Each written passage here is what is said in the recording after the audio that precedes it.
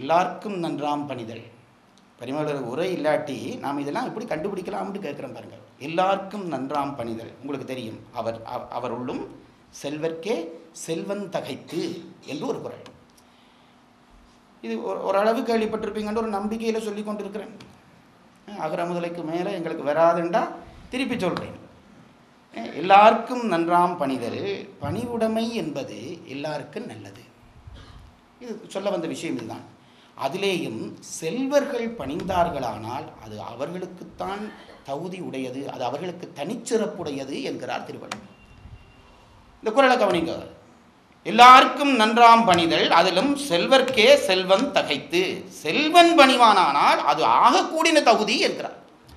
இதுக்கு நாம் பொருள் சொல்லிட்டோம். எல்லாருக்கும் நன்றாம் பணிதல், எல்லாரும் பணிவது நல்லது, அதிலும் செல்வர்க்கே செல்வன் தகைத்து. பணக்காரர்களுக்கு தான் அது இன்னும் சிறப்பு. என்னத்துக்கு சிறப்பு சொல்லு? திருக்குறள் விளங்கிட்டது. இதுக்கு உரை நுட்பம் என்ன? உரை இல்லாமல் படிக்கலாம் என்று சொல்கிறீங்களே, இதுக்கு விளக்கம் சொல்லுங்க. உரை இல்லாமல் படிக்கிறவர்கள் இதுக்கு விளக்கம் சொல்லுங்க. அது என்னது? ஏன் செல்வர்களுக்கு அது தனித்தகுதி? சும்மா நமக்கு சவால் விட்டுட்டு போயிடலாம் பாருங்க. பரிமளர் செய்த வேலையை நினைச்சு பார்க்கணும். ஏன் செல்வருக்கு செல்வன் தகைத்து என்றால், பரிமளர் உரை எழுதுகிறார், எப்பொழுதும் பெருமிதம் 3 காரணத்தினாலே மனிதனுக்கு வரும். என்னை பற்றி நானே உயர்வாக நினைக்கிற விஷயத்துக்கு பெருமிதம் என்று பெயர். உள்ளுக்குள்ளே நான் என்னை பற்றி பெருமிதமாக நினைக்க வேணும். அப்படி இல்லாட்டி அவன் தாழ்வு சிக்கல் உள்ளாள் என்று அர்த்தம். தன்னைத்தான் உயர்த்து நினைக்க வேண்டும். அப்படி ஒருவன் தன்னை பெருமையாக தனக்குள்ளே நினைப்பதற்கு 3 காரணங்கள் உண்டு. பரிமளர் எழுதுகிற உரை, நான் அந்த உரை தமிழில் சொல்லாமல் எந்த தமிழில் சொல்கிறேன், நீங்கள் போய் இருந்து படித்து பாருங்க. ஏன் செல்வர்க்கு அது தனித்தகுதி உடையது என்பதற்கு பரிமளர் எழுதுகிறார்.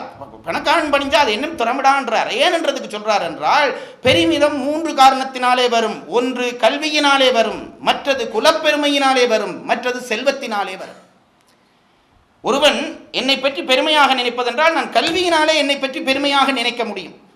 நான் நல்லா படித்தவன், ஆகவே எனக்கு ஒரு பெருமிதம் உள்ளுக்கு இருக்கும், தவிர்க்க முடியாது. இரண்டாவது, நல்ல குலத்திலே பிறந்திருக்கிறேன். இது குலம் என்று சொல்ல சொன்னாலே இப்போ ஒரு ஏதோ தண்டனையாக போச்சுது. ஐயா, பாரம்பரியமாக பண்பாட்டோடு வாழ்ந்த அமைப்புகளிலே நான் பிறக்கிறது என்பது ஒரு தகுதி தான். நீங்கள் என்ன தான் சொல்லுங்கள், காலத்தால் என்ன தூக்கி குப்பையில் போட்டாலும் நான் அதை உறுதி சொல்லுவேன். சில குடும்பங்களில் பிறக்கிற பிள்ளை கெட்ட சொல்லுதே இல்லை ஐயா, சொல்லுதே இல்லை. கண்ணையும் கோவலனும் போகிற பொழுது ஒருத்தன் அவர்களை பார்த்து, இது அக்கா தங்கச்சி நீ பெற்ற பிள்ளையாண்டு கவுந்தி அடிகள்கிட்ட கேட்டுட்டான். கவுந்தி அடிகளுக்கு பக்கத்தில் இதில் 2 உட்கார்ந்துருந்ததுகள். ஒரு வம்பு கதைக்கிறவன் இதால் போனான். வம்ப பரத்தை வரிமொழியாளன் என்று இளங்கோ அதை சொல்லுகிறார். போனவன் இந்த கவுந்தி அடிகள்கிட்ட கேட்டார். என்ன கேட்டார்? இவர்கள் யார் என்று கேட்டார்.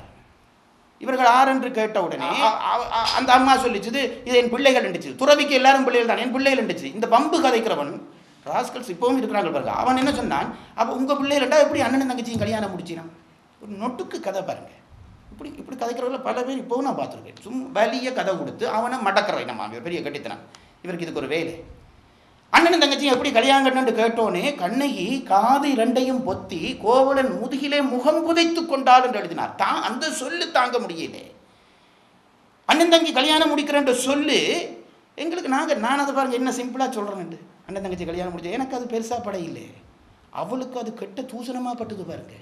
ஏனென்றால் அவள் வாழ்ந்த குலப்பெருமை அப்படி கெட்ட சொல்ல, அந்த பண்பாடு குறைஞ்ச சொல்ல அவள் கேட்டே பழகிறாள். அதனால இந்த சொல்ல அவளால் தாங்க முடியலை. நம்ம குடும்ப பண்பாடுகளையும் இருக்கிற சில வீட்டு பிள்ளைகள் கெட்ட சொல்லாதுகள். நாய் என்று சொல்லாதுகள் பாருங்க. நாம நாய் திருவாசகரே மணிவாசகரே சொல்லியிருக்கிறேன்னு நாங்கள் எடுத்ததுக்கெல்லாம் பிள்ளை ஊட்டியே அதுதாங்க நேய் நேய் நேய். சில வீடுகளில் தாங்க இது என்ன பிள்ளைய நாய் என்று சொல்கிறீர்கள் தவிப்பார்கள். ஏனென்றால் அதுதான் குலப்பெருமை. நல்ல குலம் என்பது பண்பாட்டை தேக்கி இருக்கக்கூடிய குடும்பங்களிலே வருகிறவனும் பண்பாடு தேங்கி நிற்கும், தவிர்க்க முடியாது. ஆகவே பெருமிதம் அடுத்தது எதனாலே வரும்? ஒன்று கல்வியினாலே பெருமிதம். நல்ல குலத்திலே பிறந்தால் பெருமிதம் வரும். இன்றைக்கும் பிரிட்டிஷ் மகாராணின்னு நாம நடந்துறோம் தானே, குலத்தாலே வந்த பெருமை. ஆகவே கல்வியினாலே ஒருவனுக்கு பெருமிதம் வரும், குலப்பெருமையினாலே பெருமிதம் வரும், செல்வத்தினாலும் பெருமிதம் வரும், காசாலும் அந்த பெருமிதம். நான் நல்ல காசுக்காரண்டா ஒரு நிமிர்வு வந்துடும், அந்த நடையிலேயே தெரியும் வித்தியாசம். இப்போ இந்த பெருமிதம் உள்ளவர்களிலே ஏன் திருவள்ளுவர் கல்வியாளனை சொல்லவில்லை, குலப்பெருமையாளனை சொல்லவில்லை, செல்வர்க்கே செல்வம் தகைத்து என்று ஏன் சொன்னார்? எல்லாருக்கும் நன்றாம் பணிதல், அதிலே செல்வர்க்கே செல்வம் தகைத்து என்று ஏன் செல்வர்க்கு மட்டும் ஸ்பெஷல் கொடுத்தார்ன்றதுக்கு பரிமளர் எழுதுகிறார். கல்வியாலே வருகிற பெருமிதத்தை அந்த கல்வி தருகிற அறிவே அடக்கும். நினச்சி பாருங்கள். படித்தவனுக்கு அந்த பெருமிதம் வந்தால் அவனுடைய படிப்பு தருகிற அறிவே நான் அப்படி பண்ணப்படாது, நான் பெருமிதம் பண்ணப்படாது, அடங்கி இருக்க வேணும்னு கல்வியே அவனை அடக்கும். குலத்தினாலே வருகிற பெருமிதத்தை அந்த குல பண்பே அடக்கும். நல்ல குடும்பத்தில் வந்தவன் காலாட்டி கொண்டு அப்படி நீ எனக்கெல்லாம் பெருசாண்டி நினைக்க மாட்டான். உடனே என்ன செய்வான் என்று கேட்டால் அவன் பணிஞ்சு நடப்பான். என்றால் அது குலம் தந்த பெருமை, குலம் தந்த பெருமை. கல்வியாலே வந்த பெருமிதத்தை கல்வி தருகிற அறிவு அடக்கும். குலத்தாலே வந்த பெருமிதத்தை குலம் தந்த பண்பு அடக்கும். ஆனால் செல்வத்தினாலே வருகிற பெருமிதத்தை செல்வம் அடக்காது, அது மிகுதிக்கும். காசால பெருமிதம் வந்துட்டா காசால அந்த பெருமிதம் அடங்காது, இன்னும் வர வர வர கொழுப்பு கூடுமே தவிர அடங்காது.